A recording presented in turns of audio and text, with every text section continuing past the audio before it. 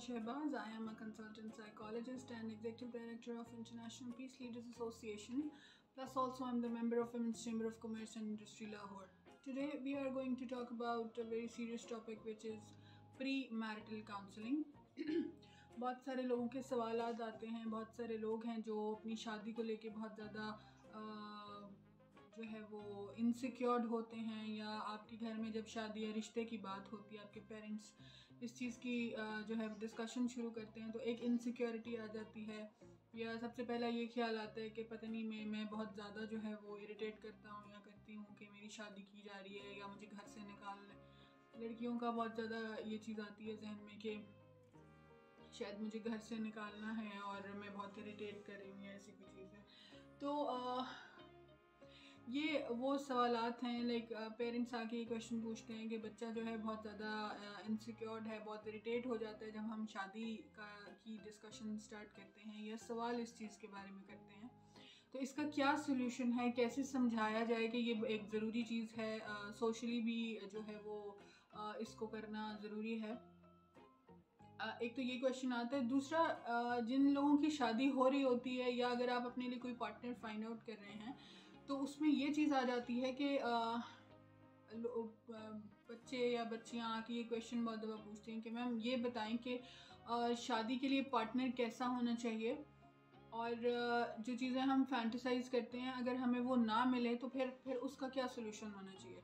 देखिए, सबसे पहले जब हम किसी की शादी की बात करते हैं या रिश्ते की बात करते हैं तो उस वक्त क्या हो रहा होता है कि हमारा गैर ज़रूरी चीज़ों के ऊपर बहुत ज़्यादा फोकस होता है, पेरेंट्स का, फैमिली का, इवन जिनकी शादी है उनका भी।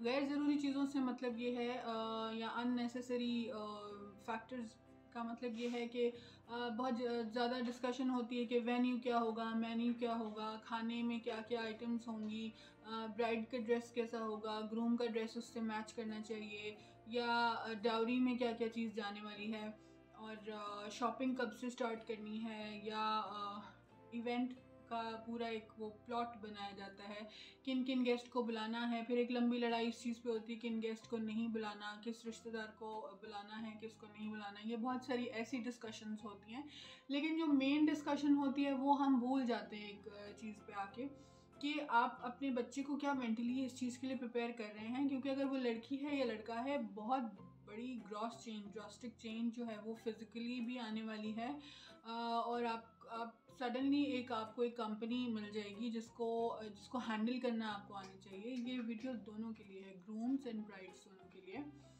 कि अगर कोई ग्रूम है तो उनको भी ये बात पता होनी चाहिए कि उनकी लाइफ में एक नई पार्टनर आने वाली है जो अपने घर की सब रिलेशंस को, हर चीज़ को छोड़ के आने वाली है, तो उनको उसको कैसे डील करना है। ठीक है, क्योंकि नॉर्मली ऐसे होता है कि फर्स्ट और सेकंड डे के बाद ही बच्चियां जो हैं बहुत डिप्रेशन में चली जाती हैं कि हमें तो इन लॉज अच्छे नहीं मिले, या बहुत स्ट्रिक्ट बात करते हैं, या बहुत ज़्यादा जिम्मेदारियां डाल दी हैं जाती। तो इस सब चीज़ के लिए प्रिपेयर करने का सबसे बेस्ट ट्रिक या टिप कह सकते हैं, या साइकोलॉजिस्ट एडवाइस क्या हो सकती है, वो ये है कि आप जब शादी के लिए तैयार हों, तैयार का मतलब ड्रेसअप नहीं, मतलब मेंटली जब आपके घर में शादी या रिश्ते की डिस्कशन होना शुरू हो जाए और आपको लगे कि अब मेरी शादी हो जाएगी और होने वाली है या कुछ महीनों में होने वाली है, तो आप अपने आप को मेंटली इस चीज़ के लिए प्रिपेयर कीजिए कि जो आपने इंडिया की, बॉलीवुड की मूवीज़ में हीरोज़ या हीरोइंस देखी होती हैं, या जो आपने नॉवेल्स में पढ़ी होती हैं, वो ड्रीम्स होते हैं। वो एक क्रिएटर्स ने क्रिएट किए हुए कैरेक्टर्स होते हैं जो कि उनकी भी ड्रीम्स होती हैं। वो उन्होंने एज पर देयर ड्रीम उन्होंने एक कैरेक्टर को कस्टमाइज़ किया होता है। तो वो सब चीज़ें जो हैं वो अनफॉर्चुनेटली हमें रियलिटी में नहीं मिलती हैं। आपको ये पता होना चाहिए कि अगर लड़की है या लड़का है, जब शादी होगी तो आपके ऊपर फ़ौरन से जिम्मेदारियाँ पड़ जाएंगी। शादी कोई फैंटेसी नहीं है, it is a tough job, और आपको अपने पार्टनर को समझने की ज़रूरत है हर तरह से। अगर आप ये सोचते हैं कि आप बहुत सेंसिटिव हैं या आप बहुत केयरिंग हैं या लविंग हैं, तो दूसरे पार्टनर को भी होना चाहिए। हो सकता है उनकी नेचर में एक्सप्रेस करने का तरीका डिफरेंट हो, या वो अपनी चीज़ों को उस तरह से एक्सप्रेस ना कर पाएँ जैसे आप करते हैं या करती हैं। तो आपको थोड़ा टाइम, शादी के पहले 3 से 5 साल जो होते हैं वो कॉम्प्रोमाइज़ करने पड़ते हैं आपको बहुत ज़्यादा। जितना आप कॉम्प्रोमाइज़ करेंगे, ये दोनों साइड के लिए एडवाइस है, लड़का हो या लड़की हो, या दोनों फैमिलीज़, एक तो फैमिलीज़ का ये है कि फैमिलीज़ को अपने दोनों पार्टनर्स फैमिलीज़ को इन्वॉल्व ना करें, क्योंकि आप अडल्ट हैं तभी आपकी शादी हो रही है। तो आप अपनी शादी को चलाने के लिए खुद ही काफ़ी हैं। आपको ज़रूरत नहीं है कि आप अपने पेरेंट्स को, अपनी मदर को, उनकी मदर को जो है इन्वॉल्व करें इस चीज़ के बीच में, क्योंकि जहाँ हम इन्वॉल्व कर लेते हैं लोगों को, वहाँ पे गैप्स बढ़ जाते हैं हस्बैंड और वाइफ के बीच में, ठीक है। तो एक म्यूचुअल अंडरस्टैंडिंग के साथ एक रिलेशनशिप चलता है। कोई भी आप रिलेशनशिप देख लें, वो हस्बैंड वाइफ का हो, पेरेंट्स का हो, सिबलिंग्स का हो, गर्लफ्रेंड बॉयफ्रेंड हो, या आप किसी भी, इवन आप फ्रेंड्स भी रखते हैं तो उनमें भी टर्म्स एंड कंडीशंस होती हैं। इसी तरह शादी के रिलेशन में भी बहुत सारी टर्म्स एंड कंडीशंस होती हैं। कुछ आप अपनी मनवा लें, कुछ उनकी मान लें, तो इस तरह से लाइफ चलती है। हाँ, बहुत बड़ी बड़ी ड्रास्टिक चेंजेस के लिए अगर कोई जो है वो आपको फोर्स कर रहा है, कोई चीज़ कर रहा है, तो आप उनको समझा दें, भाई मैं इस तरह से चीज़ नहीं कर सकता या नहीं कर सकती, तो आप प्लीज़ मुझे फोर्स मत कीजिए। दूसरा टिप ये है कि आप फ़ौरन से शादी में जब चले जाते हैं, एक रिलेशनशिप में चले जाते हैं, तो आप फ़ौरन से ये मत करें कि आप अपने पार्टनर को स्पाई करना शुरू कर दें। एक एक मिनट का आपको हिसाब चाहिए। आप हस्बैंड हैं या वाइफ हैं, you should not spy your partner, right.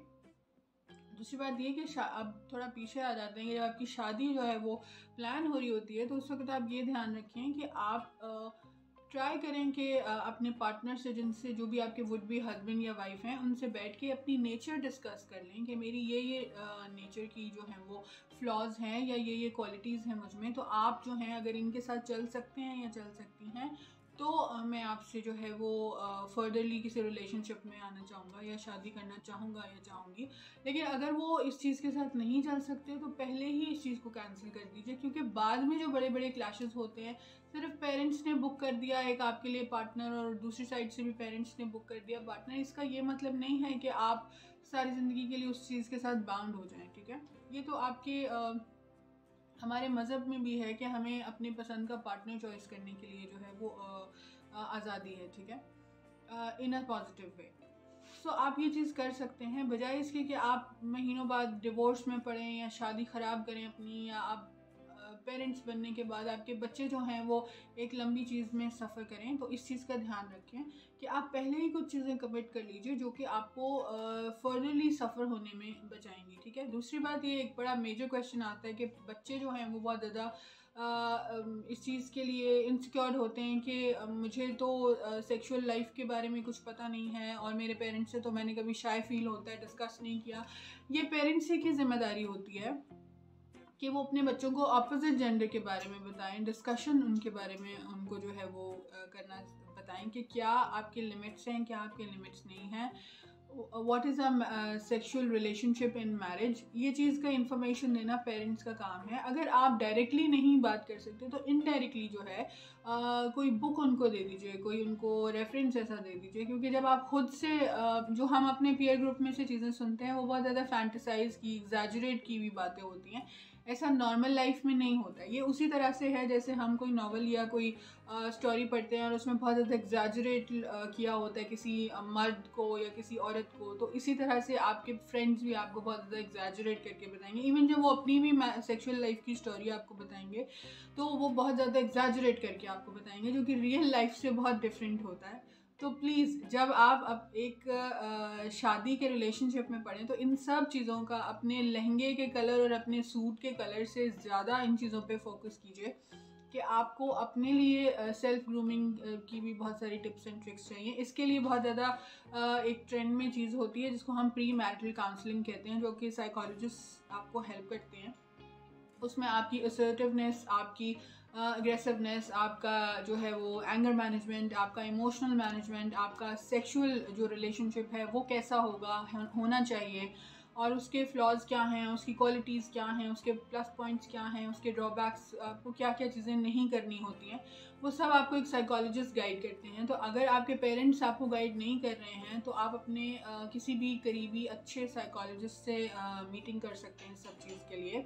ये प्री मैरिटल काउंसलिंग भी होती है एंड पोस्ट मैरिटल काउंसलिंग भी होती है, और बेसिकली एक मैरिज काउंसलिंग का पैकेज होता है जो आपको शादी से पहले, शादी के बाद, और जब आप शादी के कुछ अर्सा गुजर जाने के बाद जो काउंसलिंग की जाती है, ये उसमें आती है, ठीक है।